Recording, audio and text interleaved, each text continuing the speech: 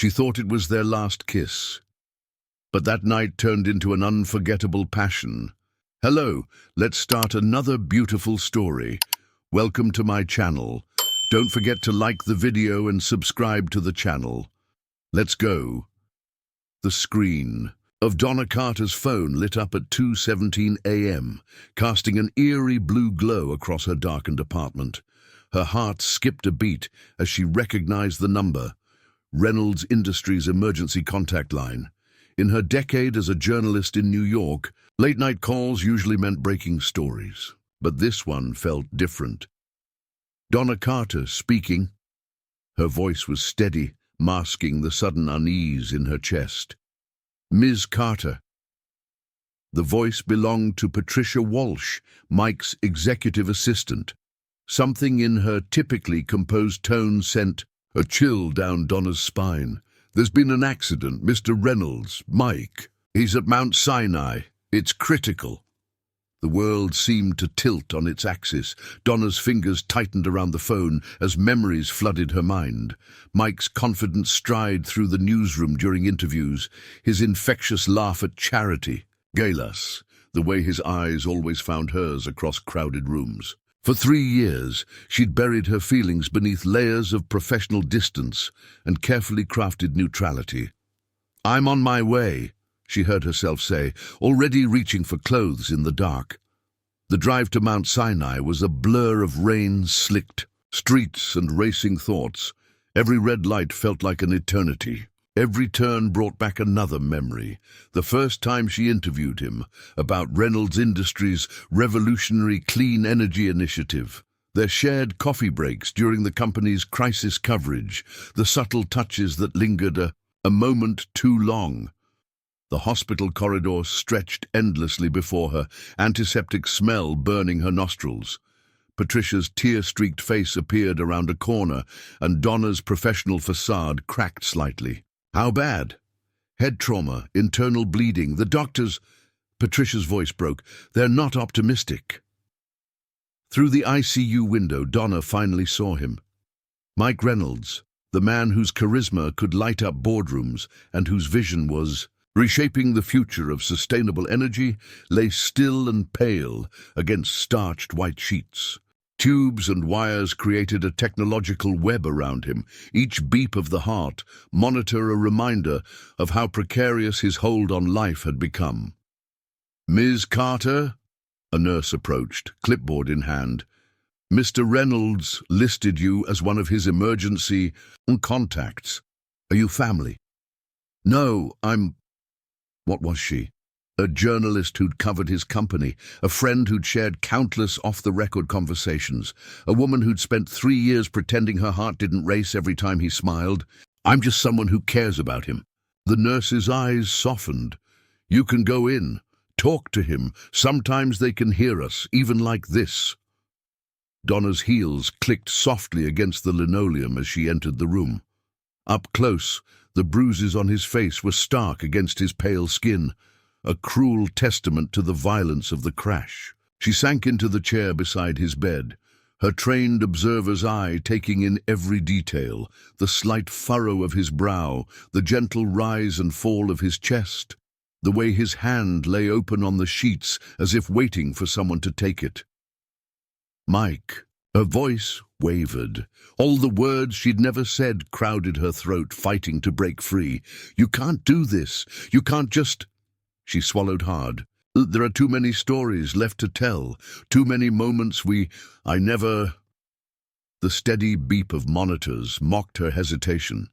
Here, in this sterile room with its whispered conversations and lurking shadows, the carefully maintained wall between personal and professional began to crumble. Donna leaned forward, her fingers hovering over his hand. "I should have told you," she whispered. "All those times we talked, all those moments when I wanted to say, I should have been brave enough to admit how I felt." In the dim light, a tear slipped down her cheek. Without thinking, she leaned forward and pressed her lips gently to his. A kiss that carried 3 years of unspoken feelings, of professional. Dinners that felt like dates, of lingering glances and almost moments. As she pulled away, something impossible happened. His fingers twitched against her hand, and his eyes flickered open, just barely, just enough. The ghost of a smile touched his lips, and Donna's heart stopped. "Nurse!" Her voice cracked as she called out, hope and fear warring in her chest. "Someone, please!" The room erupted into activity, medical staff rushing in as Mike's vital signs strengthened. Donna backed away, her lips still tingling, her world tilting on a new axis. In the chaos, one thought crystallized with perfect clarity. Nothing would ever be the same again. In the hallway, Patricia grabbed her arm. "The police are here. They're saying it wasn't an accident." Donna's journalist instincts kicked in even as her heart raced. Through the window she watched Mike's eyes flutter open again, and their gazes met for a brief, electric moment. The story was just beginning, and somehow she knew it would be the most important one she'd ever tell. Dawn crept through the hospital windows, painting shadows across Mike Reynolds' room. Donna hadn't left, couldn't leave. She sat in the corner, pretending to work on her laptop while stealing glances at his sleeping form. The kiss lingered in, her memory like a fever dream, making her question whether it had really happened. Detective Lauren Blake's arrival shattered the morning quiet. "Ms. Carter? A word?" In the hallway, Blake's sharp eyes studied Donna with unsettling intensity. "You were listed as one of Mr. Reynolds' emergency contacts. Interesting choice for a CEO, including a journalist." "I've covered Reynolds Industries for 3 years," Donna replied, her professional mask firmly in place. "Mike values transparency with the press." "Mike?" Blake raised an eyebrow. "The brake lines were cut, Ms. Carter. Someone wanted him. Dead. And right now, everyone close to him is under scrutiny." Before Donna could respond, a commotion erupted from Mike's room. They rushed in to find him fully awake, attempting to sit up as nurses tried to restrain him. "The presentation," he rasped, his voice rough from the breathing tube they'd removed hours earlier. "The board meeting is cancelled," Donna said firmly, moving to his bedside without thinking. "Along with everything else on your calendar. For the foreseeable future." Mike's eyes found hers, and something flickered in their depths. "Donna?" He seemed to relax slightly, sinking back against the pillows. "You're here." "Of course I'm here, you stubborn fool." The words came out softer than intended. "Someone needs to stop you from running your empire from a hospital bed." A ghost of his familiar smile touched his lips. "Always looking out for me." Detective Blake cleared her throat. "Mr. Reynolds, I need to ask you about the accident." "Not now," the nurse interjected. "He needs rest." "No," Mike's voice strengthened. "I need to know." His hand moved slightly on the bed, fingers brushing against Donna's. The touch sent electricity through her veins. "Stay?" Donna nodded, her throat tight.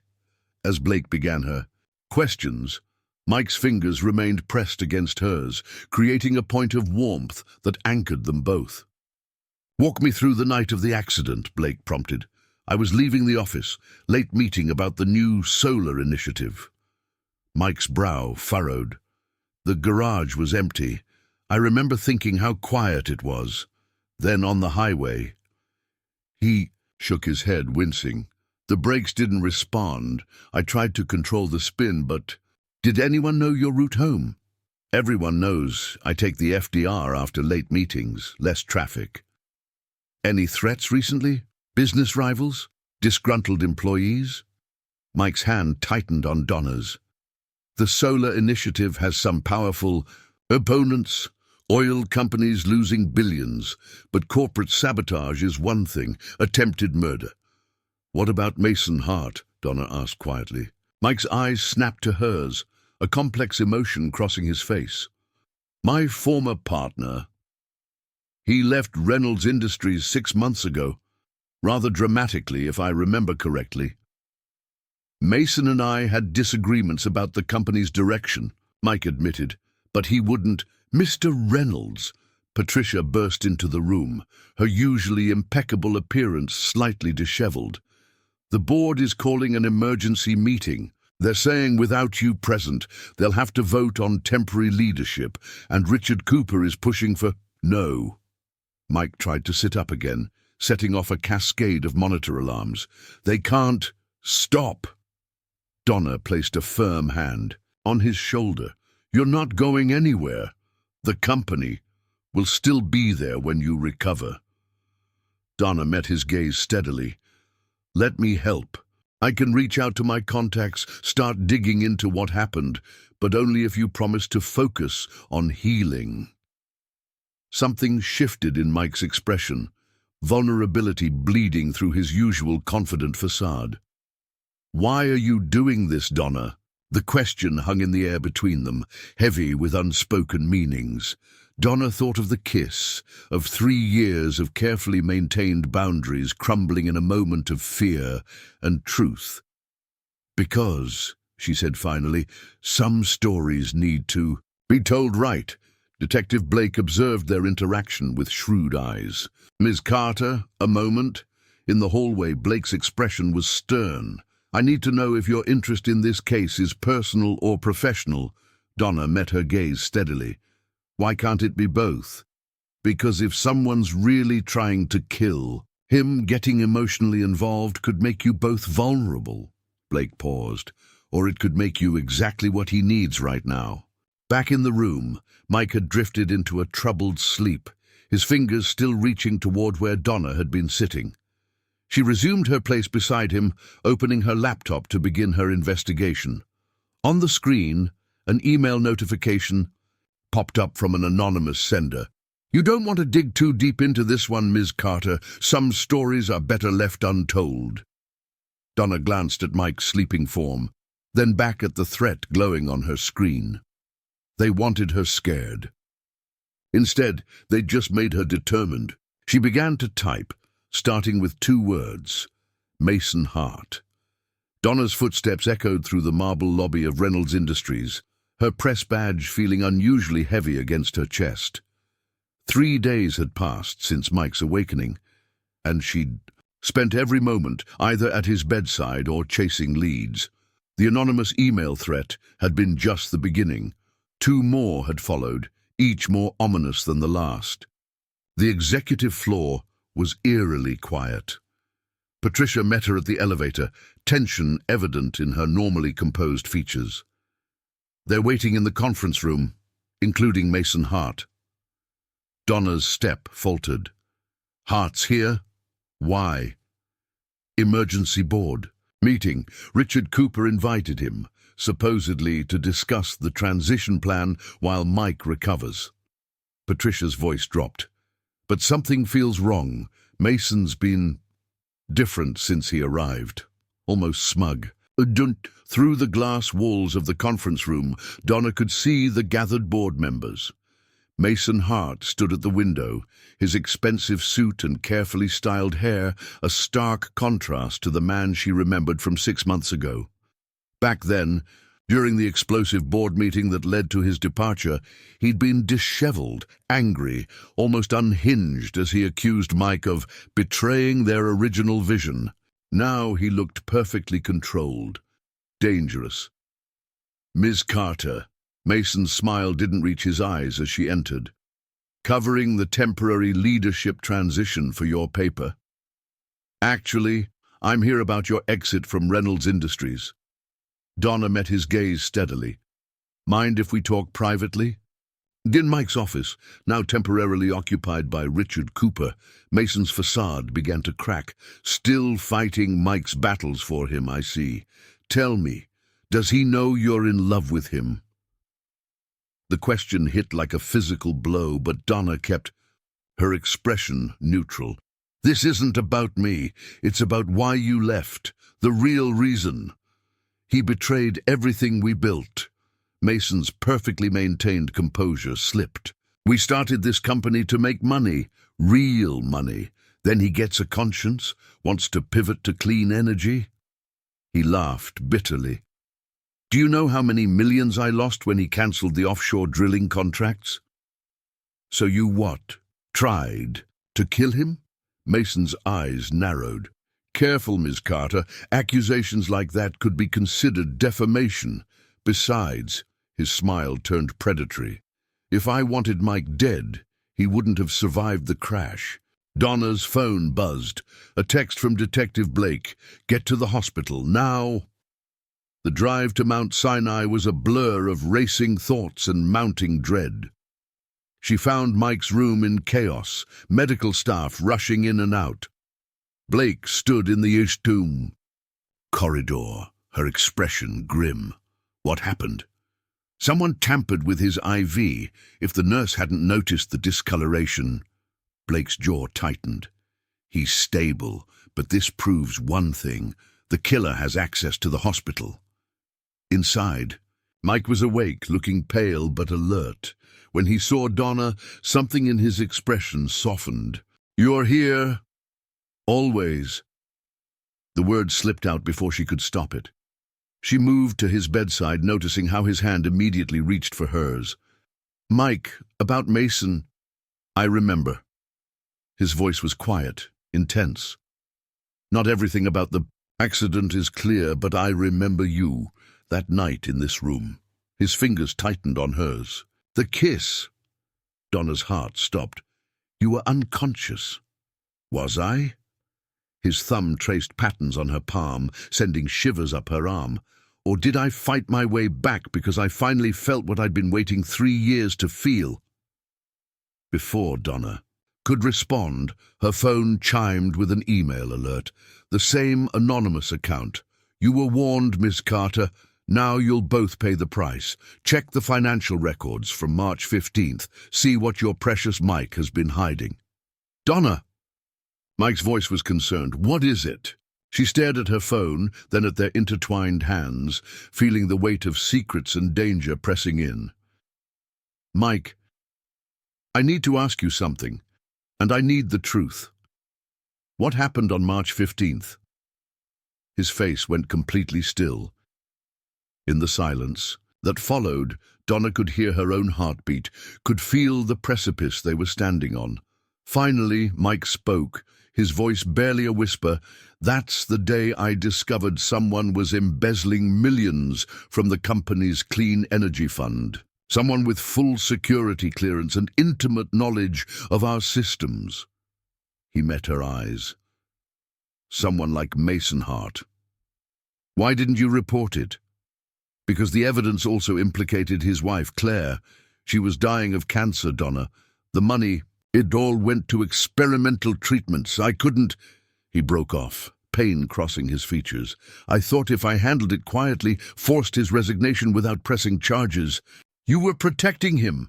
Donna felt the pieces clicking into place. "And now he's trying to kill you." "No." Mike's grip on her hand became almost painful. "He's trying to destroy everything I care about. The company, my reputation."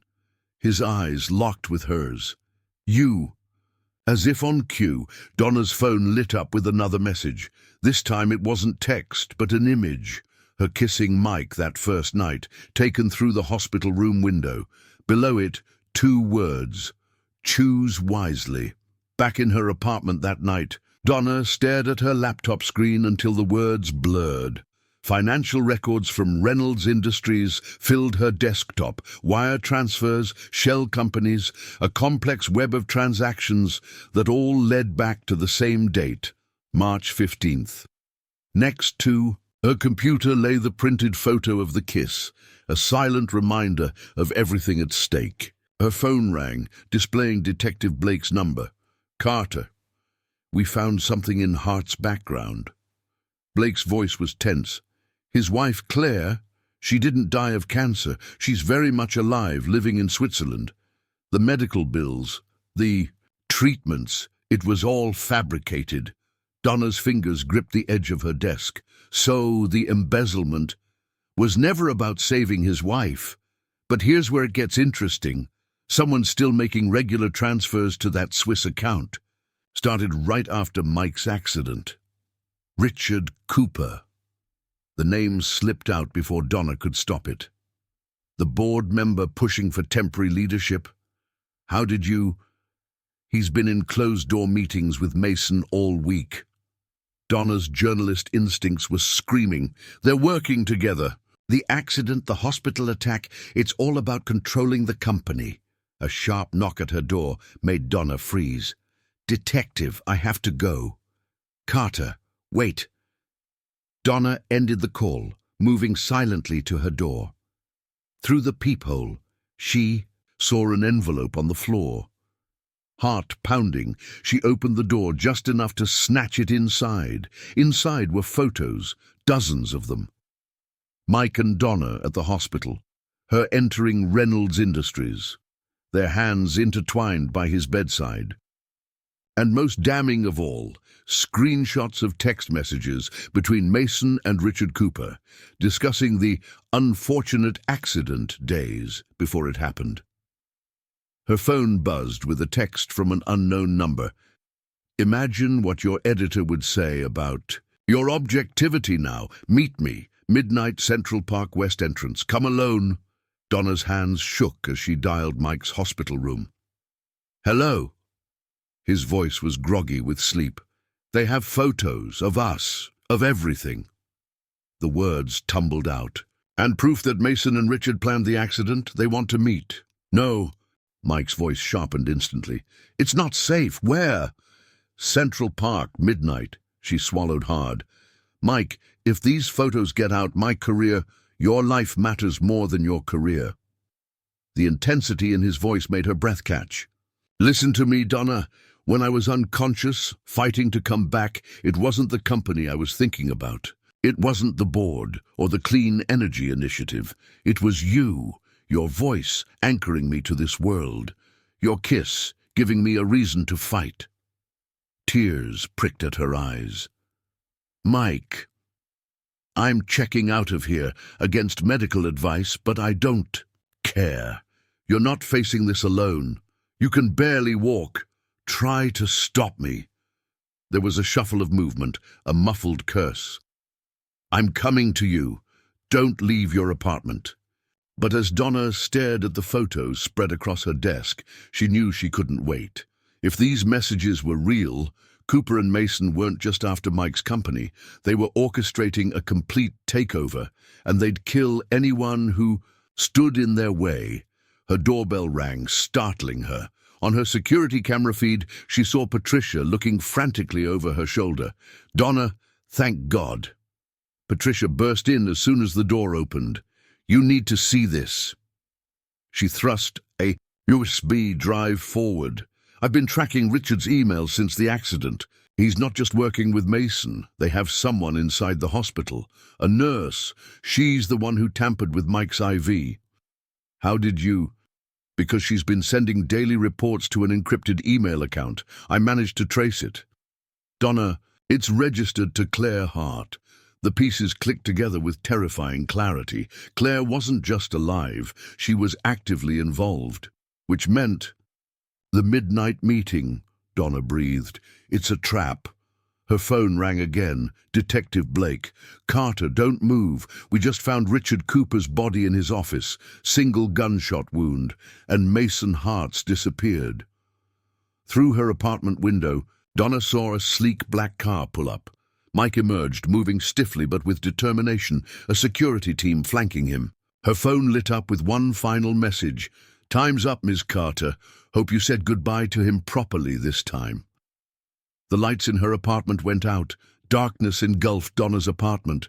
The faint glow from the street lamps outside cast long shadows across her living room, transforming familiar shapes into menacing silhouettes. Patricia's sharp intake of breath seemed unnaturally loud in the sudden silence. "The security cameras," Patricia whispered. "They're all down."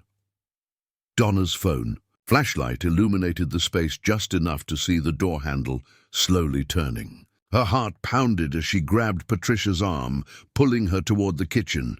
The fire escape.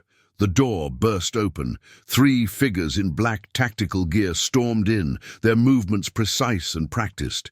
From the street below, Donna heard the screech of tires followed by shouting, Mike's security team, engaging with unseen assailants. "Miss Carter." A woman's voice, cultured and eerily calm, cut through the chaos. I've so looked forward to meeting you. Claire Hart stepped into the beam of moonlight streaming through the window. She was elegant, poised, and nothing like the dying woman Mike had described. In her manicured hand, she held a small pistol with a silencer. The dying wife. Donna's journalist mind raced to piece it together. It was all an act, the medical bills, the treatments, a convenient story. Claire's smile was razor-sharp, one that appealed to Mike's noble nature, his weakness for helping others, just like his weakness for you. A crash from the street below drew Claire's attention for a split second. It was enough. Donna lunged for the kitchen counter, grabbing the USB drive Patricia had brought. But as she turned to run, she found her path blocked by one of the tactical team members.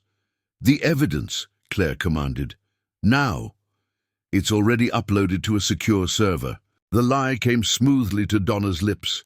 Everything. The fake medical records, the transfers to Switzerland, your connection to the nurse who tried to kill Mike. "Tried?"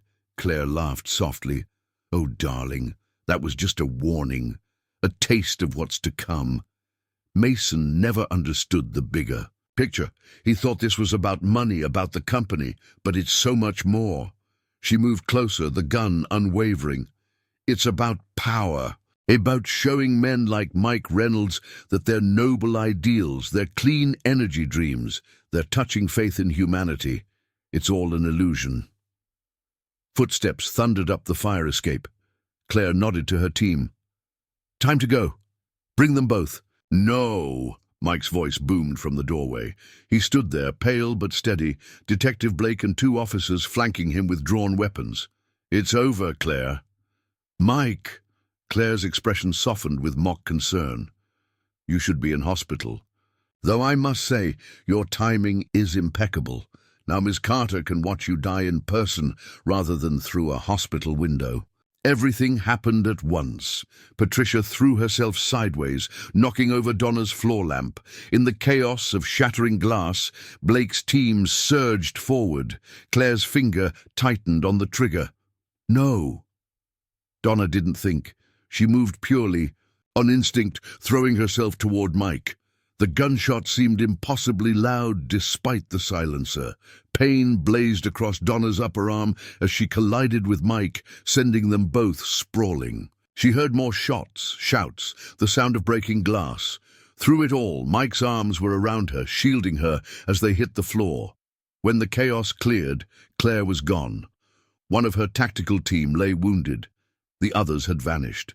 Through the broken window, Donna could hear sirens approaching. "Donna!" Mike's voice was ragged as his hands frantically checked her for injuries. "God, you're bleeding." "Just a graze." She winced as he touched her arm. "Mike, the USB." "Secure," Patricia called from behind the overturned couch, clutching the drive. "But there's something else you need to see."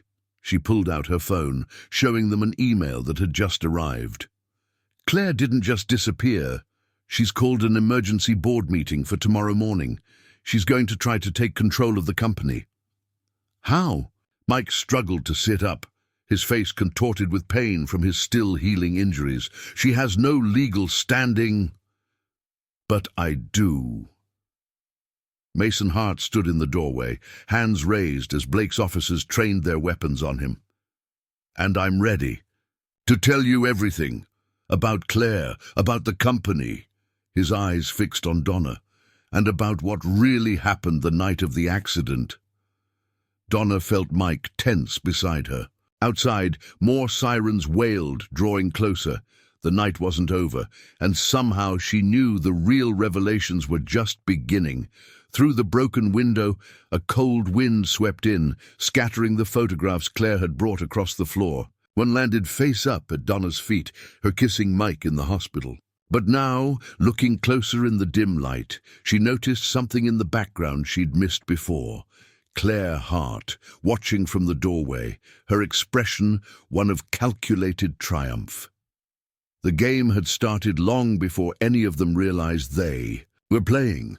The safe house Detective Blake arranged was a sparse two-bedroom apartment in Queens, its windows covered with thick blackout curtains. Dawn was approaching, casting a grey pall over the room where Mason Hart sat, his expensive suit rumpled, his facade of control finally cracking. "Start from the beginning," Blake commanded, recording device ready. Donna sat next to Mike on the worn couch, her arm freshly bandaged, while Patricia paced near the door. Mason's laugh was hollow. "The beginning! That would be the day I introduced Mike to Claire." He ran a hand through his disheveled hair. "I thought I was in love with her. Brilliant, ambitious, everything I wanted. What I didn't know was that she'd been watching Reynolds Industries for months, planning her way in." "Through you," Mike said quietly. "She married me for access to the company. I was too blind to see it." Mason's hands trembled slightly as he reached for the water glass. Patricia offered. "By the time I realized what she really wanted, she had everything. Passwords, security codes, offshore accounts in my name. The cancer story was her idea. A way to embezzle funds that you wouldn't look too closely at, Mike, because of your damned noble heart." Donna leaned forward. "But why the accident? Why now?" "Because of the Morgan merger." Mike's voice was tight with realization. "The Clean Energy Initiative wasn't just about solar power. We're about to acquire Morgan Sustainable Technologies. Once that goes through, Reynolds Industries becomes the largest clean energy corporation in the world," Mason finished. "Claire doesn't just want control of the company. She wants to stop the merger. She's working for someone bigger, someone who stands to lose billions if clean energy becomes the new standard." "Who?" Blake demanded. "I don't know. She compartmentalizes everything. But the night of the accident," Mason looked directly at Mike, "I was supposed to be driving your car. She had me swap the brake lines on my own vehicle, told me it was an insurance scam. Then, at the last minute, she changed the plan. Sent me to a fake meeting while she had someone else swap the cars back." "She wanted you to take the fall," Donna realized. "If Mike died, you'd be the obvious suspect. And if he lived..." Mason's smile was bitter. "She had evidence linking me to everything. The embezzlement, the accident, all of it. I'd go to prison, she'd play the grieving wife, and somehow end up controlling the company anyway." Mike's hand found Donna's in the dim light. "But something changed her timeline." "What?" Mason's eyes fixed on their intertwined fingers. "You did, Miss Carter. Or rather, that kiss did. Claire had cameras in the hospital room from the start. She has people everywhere. When she saw that kiss, she realized she had a new pressure point, a way to control Mike that was even better than threats or blackmail." "His heart," Donna whispered. The room fell silent. Outside, the city was waking up, unaware of the drama unfolding in this quiet corner of Queens. Donna's phone buzzed, a news alert. Her editor wanting to know why she wasn't covering the Reynolds Industries emergency board meeting scheduled for 9 a.m. "We have 4 hours, Patricia announced, checking her watch. "The board members will be arriving at 8. Claire will have the building locked down." "She needs a unanimous vote to force me out," Mike said. "Even one holdout would stall her plan." "And give us time to expose everything," Blake added. "But we need proof, real proof, not just Mason's word." Donna stood suddenly. "The nurse, the one who tampered with Mike's IV. If we can find her..." "Amanda Lewis," Patricia supplied, "but she disappeared right after the attempt failed." "No," Mason straightened. "She didn't disappear. Claire never lets loose ends dangle. She has a safe house in Westchester. Amanda's probably there, waiting for new orders." He paused. "I can take you, but Claire will be watching every move we make." Mike struggled to his feet, pain flickering across his features. "Then we split up. Claire can't watch everyone." "No." Donna's grip on his hand tightened. "You're still recovering. You can't..." He pulled her close, not caring that they had an audience. "I'm not letting you face her alone. Not again." The intensity in his eyes made her breath catch. For a moment, the room seemed to fade away, leaving only the warmth of his touch and the unspoken feelings between them. Blake cleared her throat. "We do this smart. 2 teams. Ms. Carter, you and I take Mason to Westchester. Mike, you and Patricia prepare for the board meeting. If we can get Amanda's testimony and the evidence from the USB drive." A phone rang, making everyone jump. It was Patricia's. She answered on speaker. "Hello, dear." Claire's voice filled the room, smooth as silk and cold as ice. "I just thought you should know. The board meeting has been moved up, 8 a.m. sharp. Oh, and Patricia, the next time you try to access my private emails, do be more subtle. Your children at Columbia would be devastated if anything happened to their mother." The line went dead. 7 members, Mike said into the silence. "We need 4 to vote with me." 3 hours, Donna added, "and she knows we're coming." Mason stood, straightening his tie with shaking hands. "Then we better give her what she's expecting. The devoted wife, the betrayed husband, the crusading journalist. We all have our parts to play. The question, he looked around the room, who's willing to risk everything for the final act? Through the blackout curtains, the first rays of sun began to pierce the darkness. The countdown had begun. The sun was barely cresting the horizon as 2 cars departed the Queen's safe house in opposite directions. In the first, Detective Blake drove while Donna studied the USB drive's contents on her laptop, Mason Hart silent in the back seat. In the second, Mike and Patricia headed toward Reynolds Industries, the Manhattan skyline looming before them like a challenge. "Turn left here," Mason directed, his voice tense.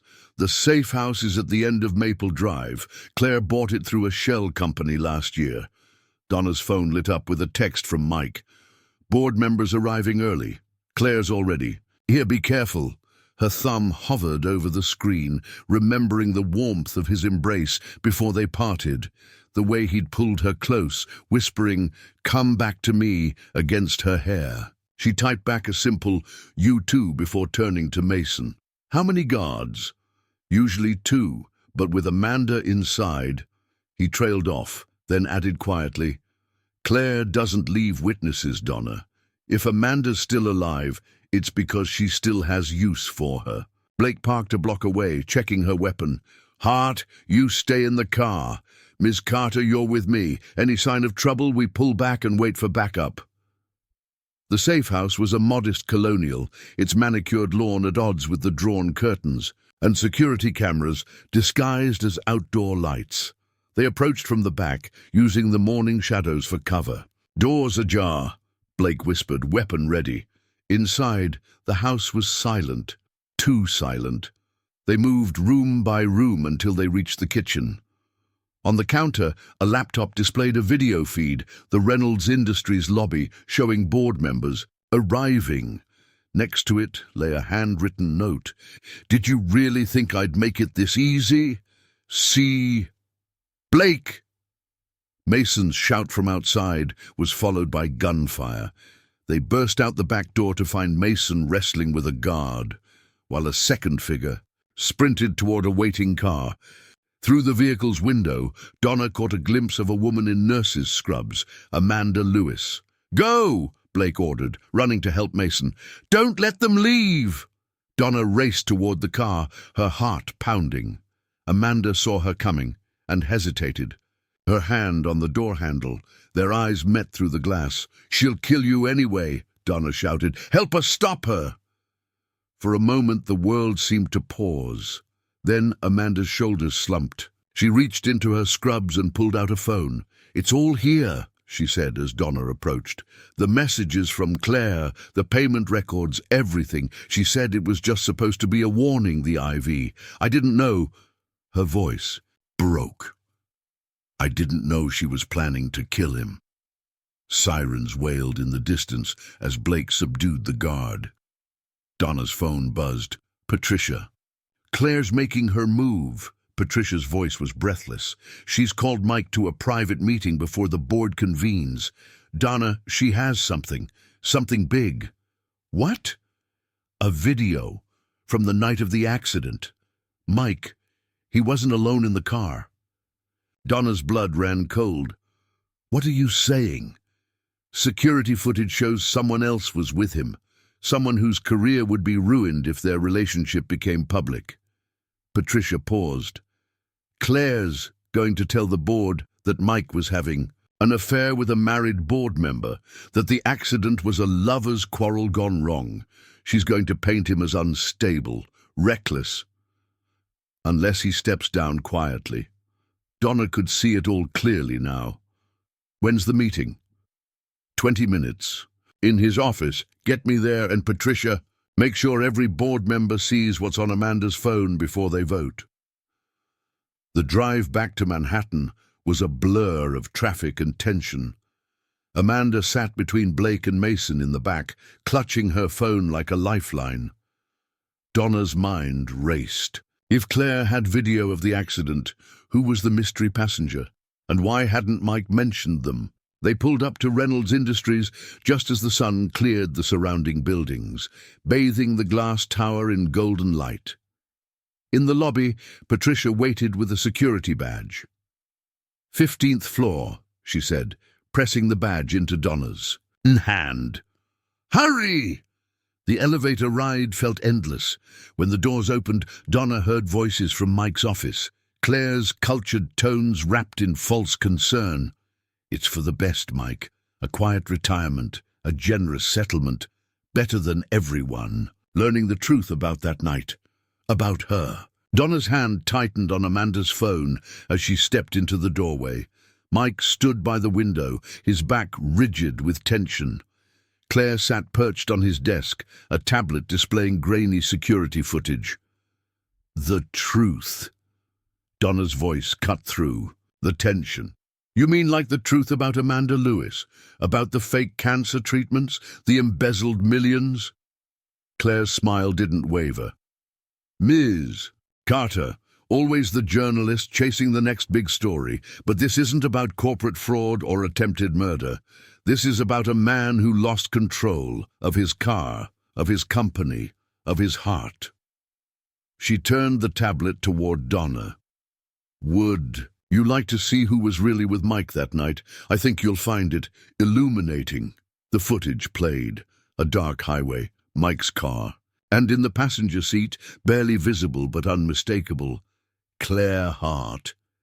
You, Donna breathed. Me. Claire's smile turned predatory. Coming to warn him about Mason's plan, trying to save his life, even as he lost control of the car. I barely made it out before the crash. She stood, moving toward Mike. I've protected your secret all this time, protected you, and now you'll do the same for me. No. Mike's voice was steel. You orchestrated everything. The accident, the hospital, all of it, and now we can prove it. He nodded toward Donna, who held up Amanda's phone. On its screen, a video played. Claire giving explicit instructions about tampering with the IV, promising Amanda money and protection. It's over, Claire, Donna said quietly. Is it? Claire's hand slipped into her jacket. Or is it just beginning? The sound of a gunshot echoed through the office as the board meeting began. The gunshot seemed to hang in the air, a moment frozen. In time. Donna saw Mike lunge forward, felt the rush of air as Detective Blake burst through the door, weapon drawn.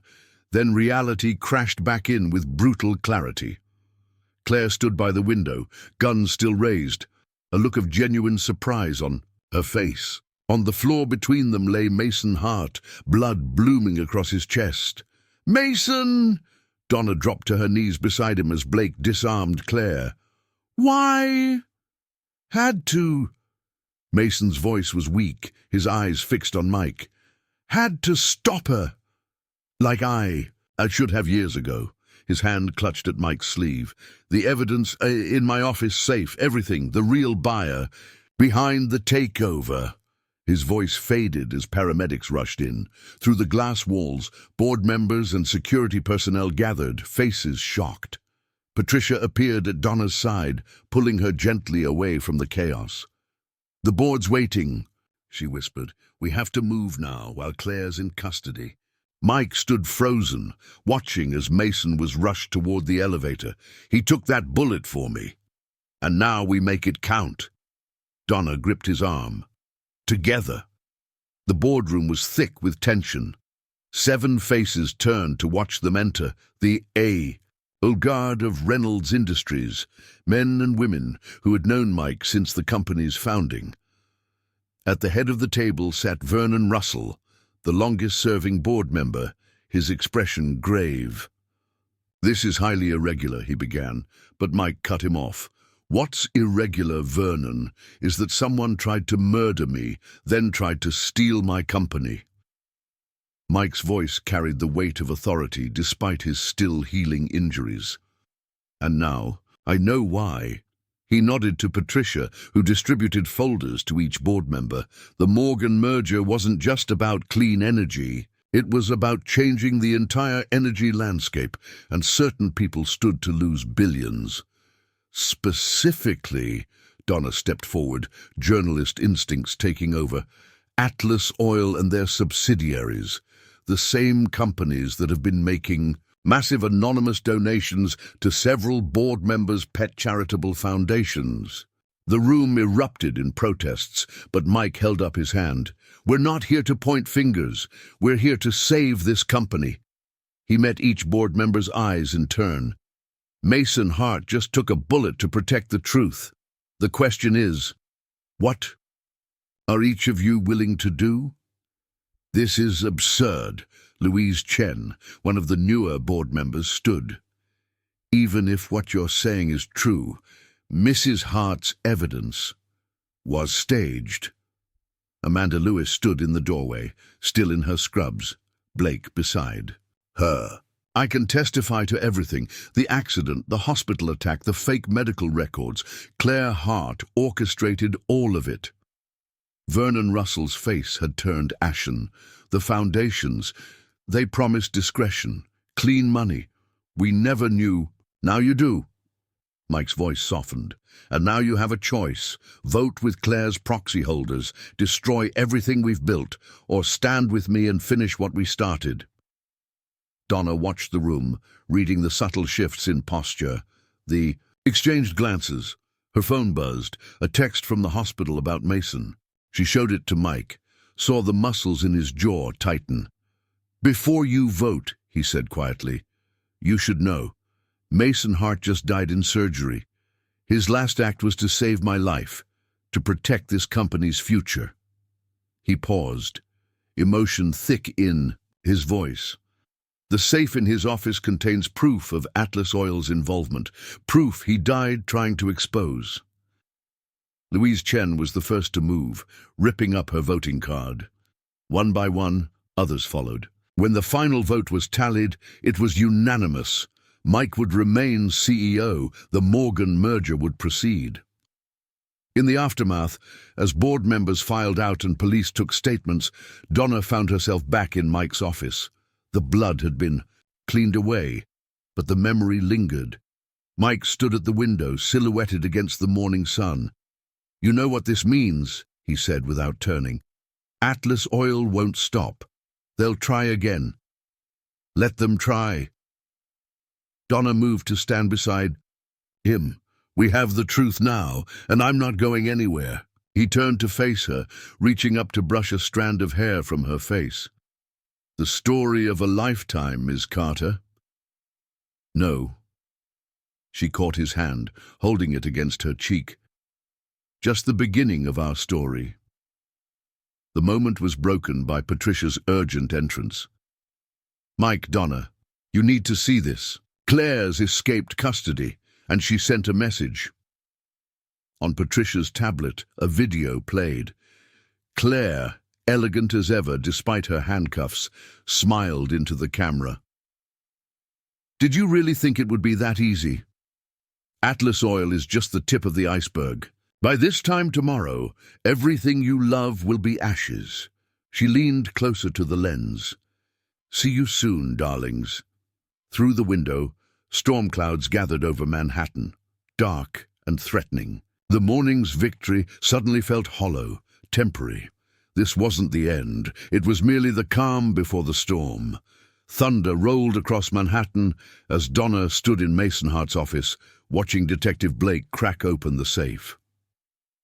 The room felt haunted by absence. Mason's coffee cup still on the desk, his jacket draped over the chair, a photo of him and Claire in happier times facing the window. Got it! Blake pulled out a thick manila envelope, its seal unbroken.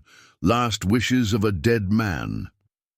Mike moved closer as she emptied the contents onto Mason's desk. Documents, USB drives, and a handwritten letter spilled across the polished surface. Donna picked up the letter, recognizing Mason's hurried scrawl. Mike, if you're reading this, I'm probably dead. Claire wasn't working alone. Atlas Oil is just a front. The real power is a group called the Consortium. Energy companies, politicians, anyone who profits from keeping the world dependent on fossil fuels. They've killed before to protect their interests.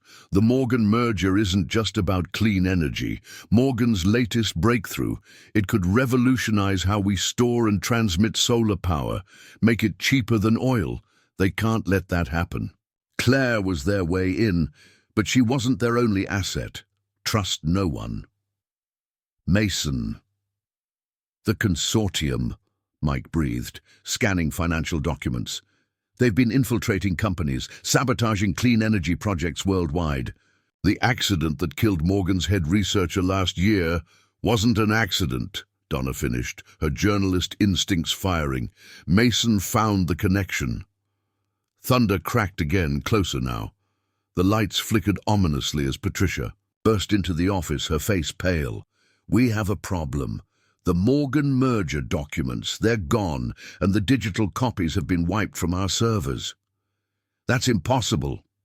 Mike moved to Mason's computer. The encryption was compromised. A new voice made them all turn. In the doorway stood Daniel Morgan himself, CEO of Morgan Sustainable Technologies, his silver hair disheveled. They hit our systems too. Everything's gone. Blake's phone buzzed. She checked it, her expression darkening. Claire's location. She was spotted entering Atlas Oil's headquarters 20 minutes ago. We need to move fast. Donna was already grabbing documents from Mason's desk. Without those merger documents, it's worse than that. Daniel Morgan moved to the window, watching lightning split the darkening sky. The breakthrough Mason mentioned, it's real. We've created a way to store solar energy at unprecedented levels, but the only working prototype is in your lab, Mike finished, which they'll hit next. Already happening. Patricia held up her tablet, showing security camera footage of armed men entering Morgan Sustainable Technologies. They're not even trying to hide anymore.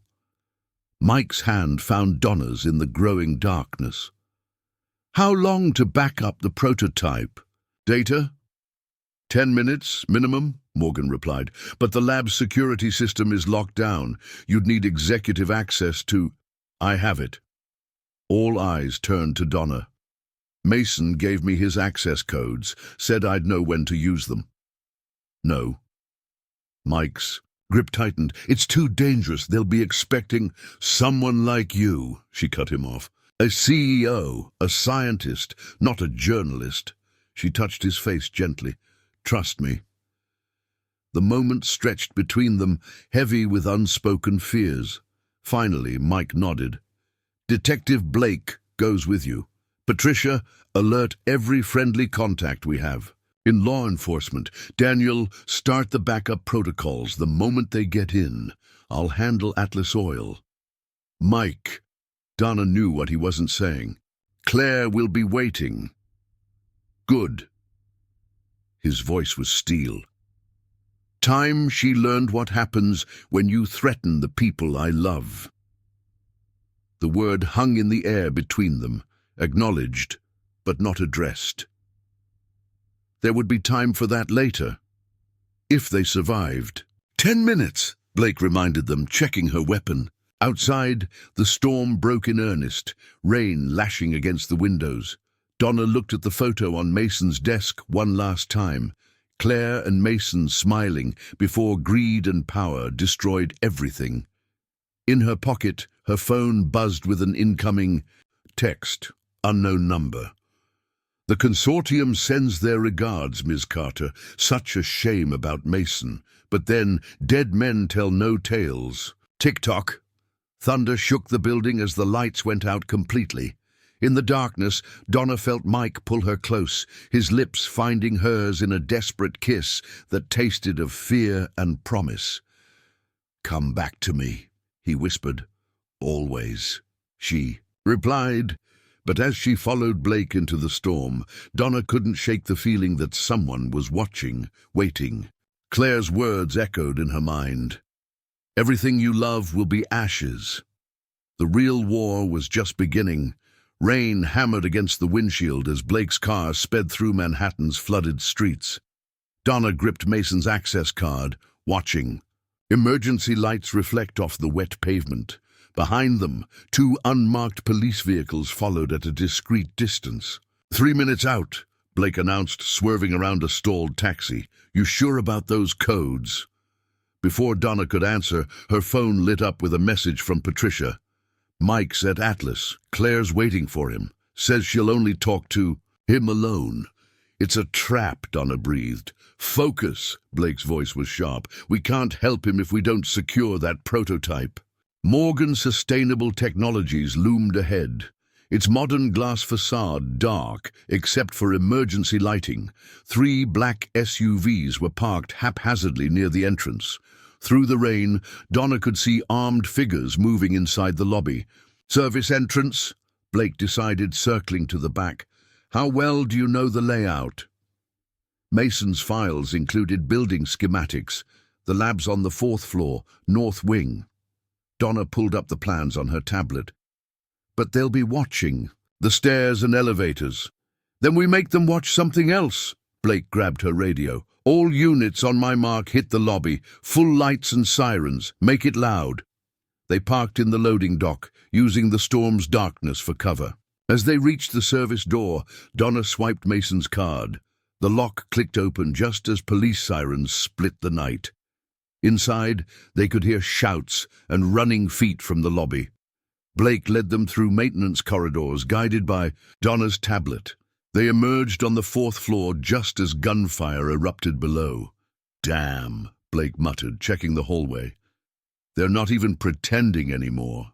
The lab entrance was ahead, its security panel glowing red. Donna's hands shook slightly as she input Mason's code. Nothing happened. "No," she whispered, trying again. "It should work." "Well, well." The voice behind them made them both freeze. "I was wondering who would try to play hero." They turned to find Claire Hart, elegant despite the chaos, flanked by 2 armed men. She held her phone up, showing a live feed of Mike in the Atlas Oil boardroom, surrounded by security. "Quite the night for star-crossed lovers, isn't it?" Claire's smile was razor-sharp. "Mike's being quite cooperative, trading himself for the prototype data. Noble, really. But then, that was always his weakness." "You're working for the consortium," Donna said, mind racing. "You never cared about Reynolds Industries. This was always about stopping the Morgan breakthrough." "Smart girl." Claire moved closer, "but not smart enough. Did you really think Mason's codes would still work? I changed them hours ago, just like I changed the access protocols at Atlas." Her smile widened. "Right about now, Mike should be realizing he's locked in a room filling with gas. Tragic accident, grieving company, and the merger dies with him." Blake's hand moved toward her weapon, but Claire's guards raised their guns. "Don't," Claire warned, "unless you want to explain to Ms. Carter why she had to watch Mike die." Donna's phone buzzed, a text from Patricia. "Now!" The lights went out. In the darkness, chaos erupted. Blake tackled one guard while Donna dove for cover. Emergency lights flickered, casting strange shadows as more gunfire erupted from below. "The prototype!" Claire screamed. "Get to the lab!" But as her remaining guard moved forward, the lab door clicked open. Daniel Morgan stood in the doorway, tablet in hand. "Looking for this?" He held up a small device. "Backup complete and transmitted to every major news outlet in the country." He smiled grimly.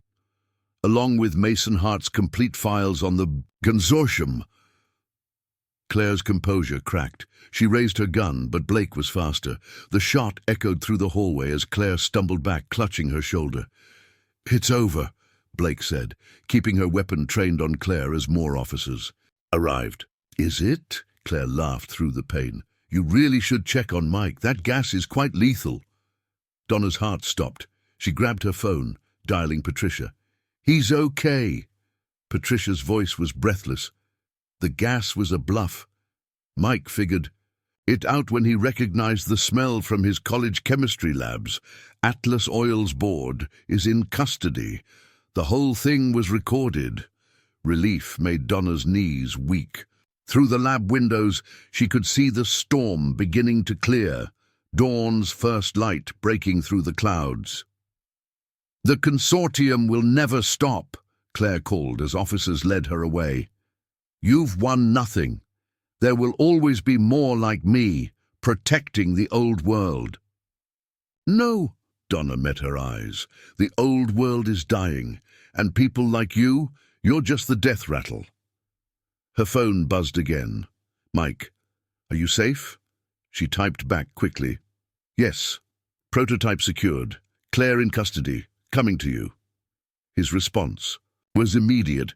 "Hurry, there's something I need to tell you, something I should have said a long time ago." As police secured the scene and Morgan's team protected their breakthrough, Donna stared out at the lightening sky.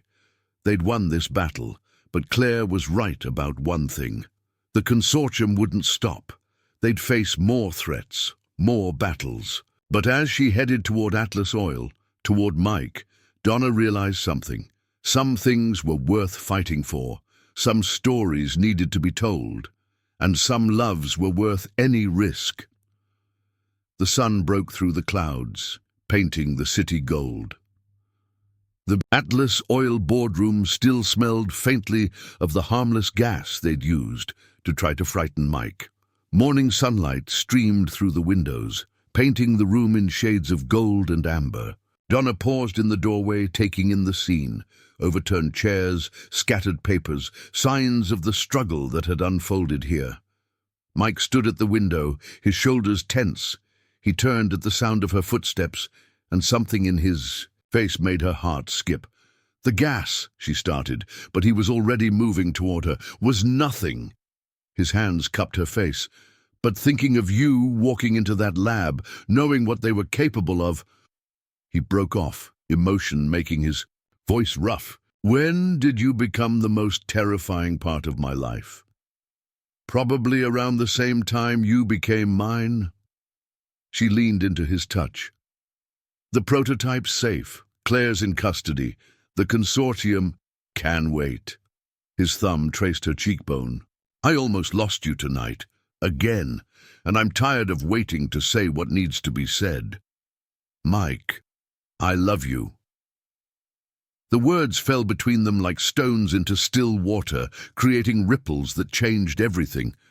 "Not because you saved my life, or my company, not because of what happened in that hospital room, but because of every moment since I met you, every challenging question in an interview, every time you saw through my corporate answers to what I really meant, every coffee break that ran too long because I couldn't bear to see you leave." Donna's heart thundered in her chest. The ethical implications of a CEO dating a journalist who covers his company are complicated. He smiled. "But then, when has anything about us been simple?" Before she could respond, Patricia appeared in the doorway, tablet in hand. "Sorry to interrupt, but you need to see this. The consortium. It's bigger than we thought."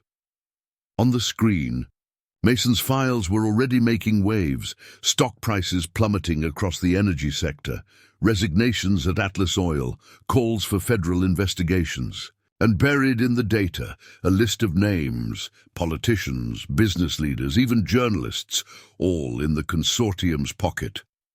"They'll try to bury this," Donna said, journalist instincts kicking in. "Discredit the evidence, paint Mason as unstable. Let them try." Mike's hand found hers. The Morgan prototype changes everything. Cheap, efficient solar power storage, the thing they feared most.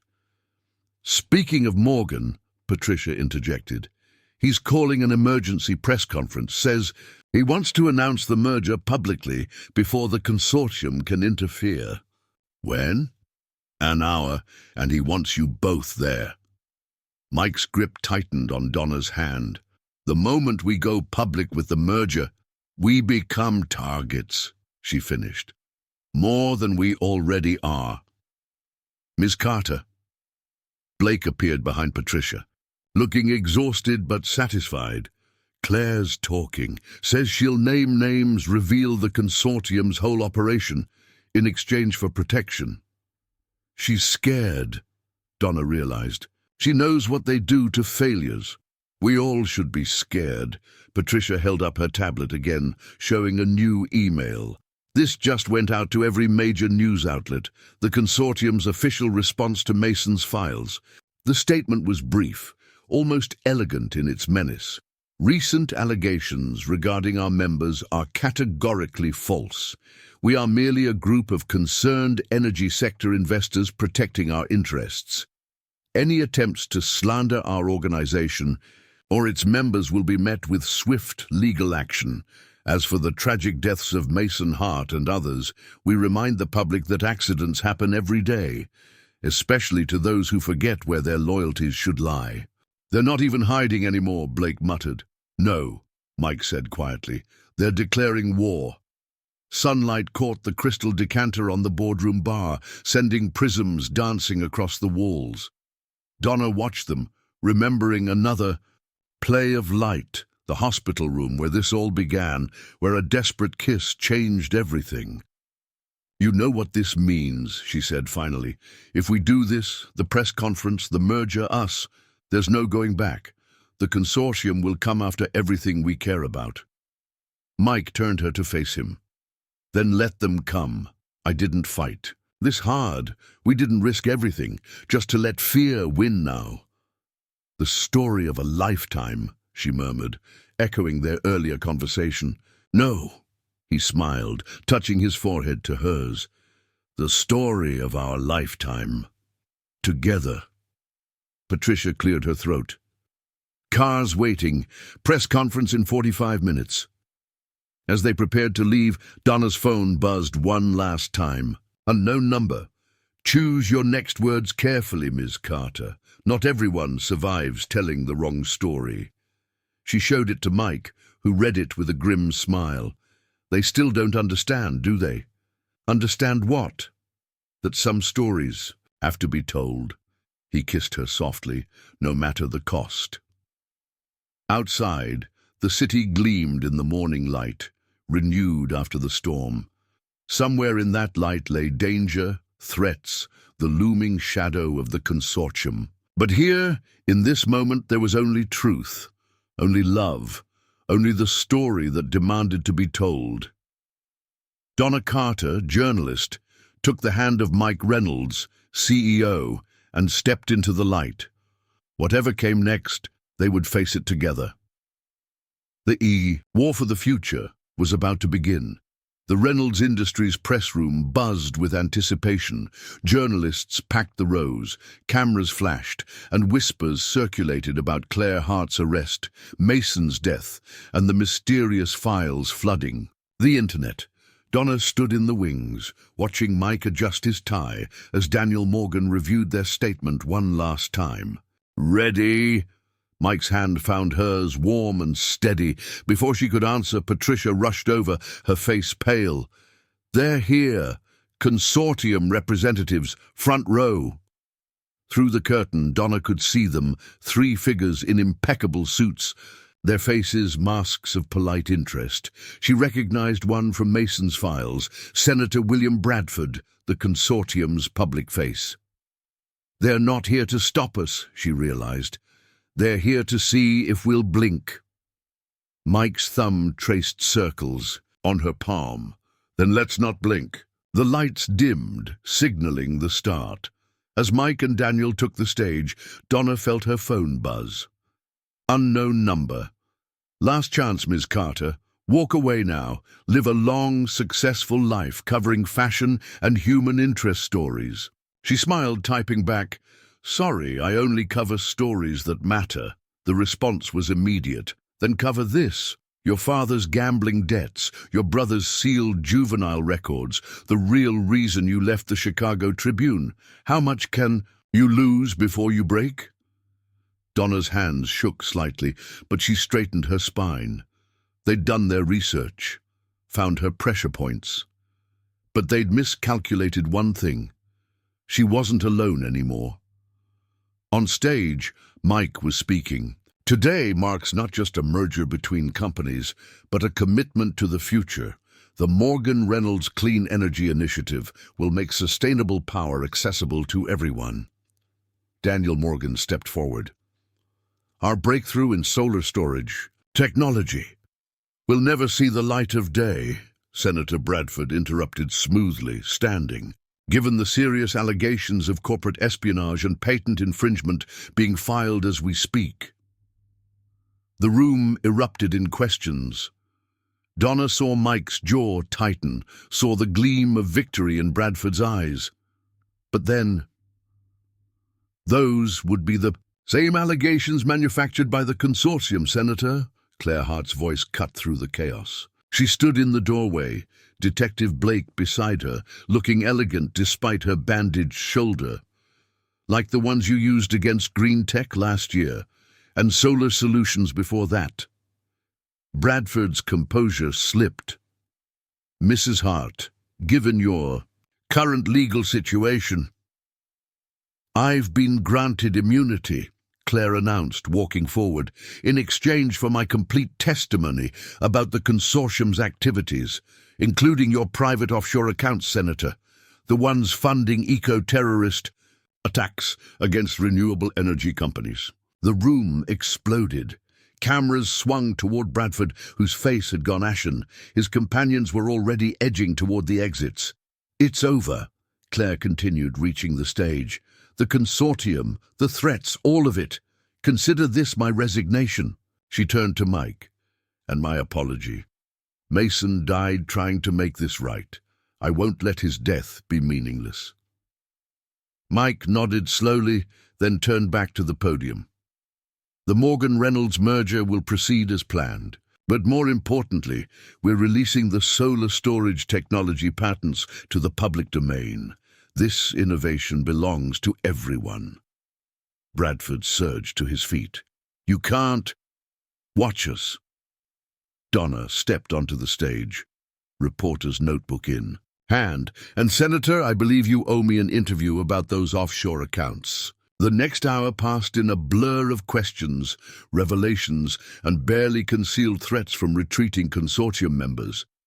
Through it all, Mike's steady presence anchored her, his hand finding hers whenever she was close enough to touch. Finally, as the room cleared and the story spiraled across global news networks, they found themselves alone in his office. The sun was setting, painting the sky in shades of promise. They'll regroup, Donna said softly. Find new ways to fight this. Let them, Mike pulled her close. Some things are worth fighting for. Like clean energy? Like love, he smiled. Like a journalist who never stopped asking hard questions. Like a future we can build together. Speaking of questions, she pulled out her notebook with a familiar glint in her eye. Care to comment on rumors of a romantic relationship between Reynolds Industries' CEO and a certain reporter? Off the record. His lips brushed hers. I'm hoping it's more than a rumor. And on the record? On the record, I'd say. Some stories write themselves. Outside, the city was transforming in the golden light. Somewhere, the consortium's remnants plotted their revenge. Somewhere, Claire Hart began her testimony. Somewhere, Mason's final gift, the truth, continued to spread. But here, in this moment, there was only this, a kiss that tasted of victory and promise, of endings and beginnings, of a story still unfolding. Donna Carter, star reporter, wrapped her arms around Mike Reynolds, visionary CEO, and felt the future shift beneath their feet. Whatever came next, threats, challenges, triumphs, they would face it together. After all, the best stories were the ones brave enough to tell the truth, and their truth was just beginning, the end. That was a beautiful story, wasn't it? I hope you enjoyed it.